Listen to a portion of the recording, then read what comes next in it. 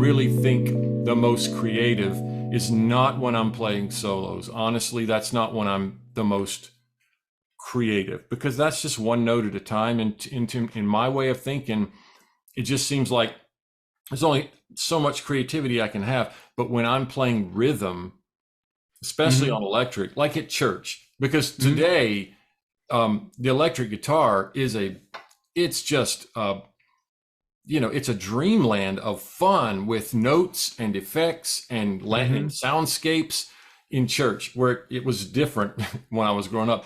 But it's so much fun to play electric guitar in church, because you're basically playing, U2 style, Coldplay style electric guitar, where you're creating soundscapes and you're orchestrating. And so I orchestrate when I'm playing electric guitar, and I'll think of notes and how they work with each other and how I'm going to move into the next chord. And I'll do these little Palestrina kinds of strings of suspensions. And I'll do that a lot of times if it fits, and utilize the pedal and create these things. That's where I feel like I get more creative when I'm doing rhythm things than when I'm doing solos. The hardest kind of improv is, like, before I start a song, I'll usually play just kind of a solo guitar thing, and that leads into it. And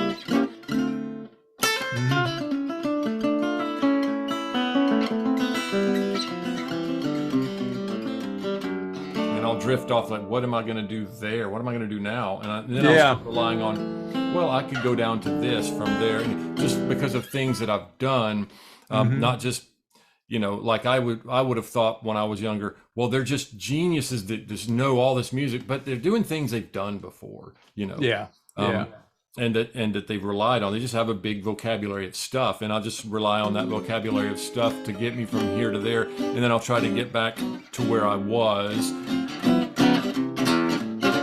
And I'm trying to do sort of that Joe Pass thing at first, where I'll be playing chords,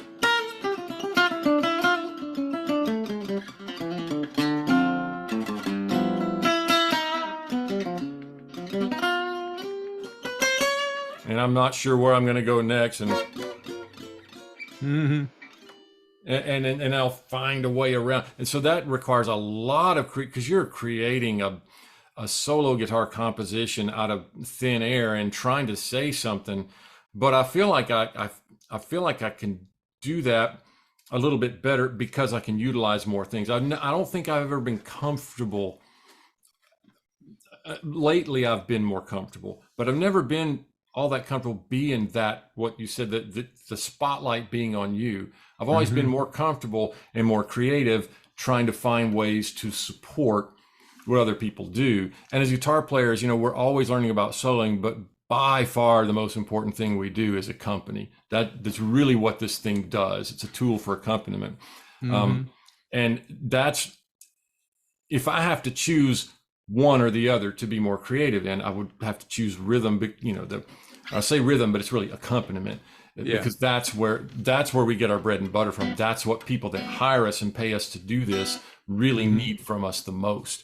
And it hasn't been until the past year that I've become a little bit more confident and have a vocabulary of things that I can do in a way that I can do it that makes me feel like I'm saying something as a single line soloist that makes sense. And I'm 57, so I didn't start feeling like I'm kind of getting somewhere until I was about 56. I had a bunch of licks, but I mean, I still feel like I'm like, I'm learning new stuff all the time, or new ways of looking at, the old stuff or whatever. So and hopefully that's not discouraging to younger players. Like, I got to wait until then to, it's just, I was doing things a way that nobody else was doing them. I learned to play in church, and when you're playing an electric guitar in church back in those days, the worst thing you can do is be heard, because that was, electric guitar, isn't that going to be super loud? Don't play real loud, And so from the get-go on electric guitar, my attitude was just don't be too loud.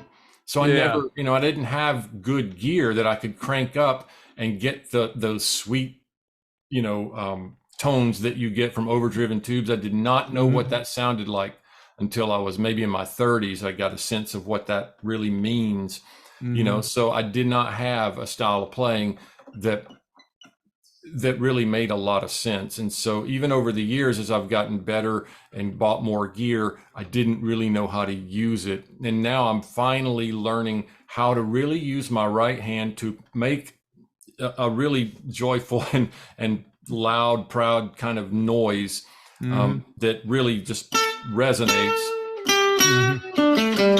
And it's a lot of rest strokes and downstroke rest strokes, and it's loud and it's hopefully relaxed.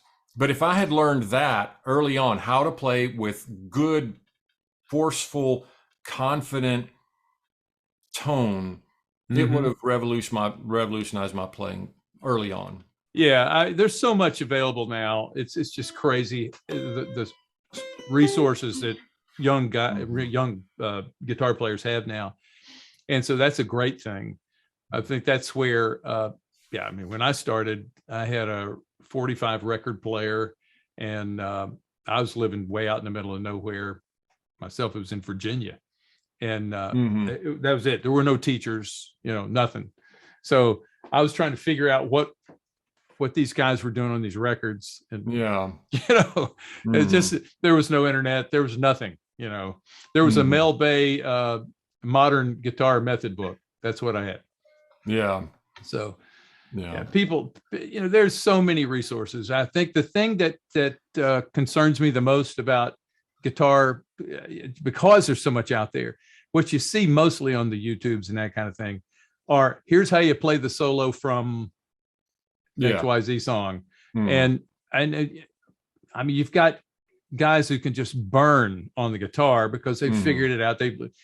But if you sit down with them and say, hey, let's play some blues, or let's play this chord progression and kind of just to see what happened, they're lost as a goose. They got no clue, so that's one of the reasons why I think, I just want to do something that helps those guys understand music and understand how to apply it on the guitar, and do it in a way that makes good music, that makes music.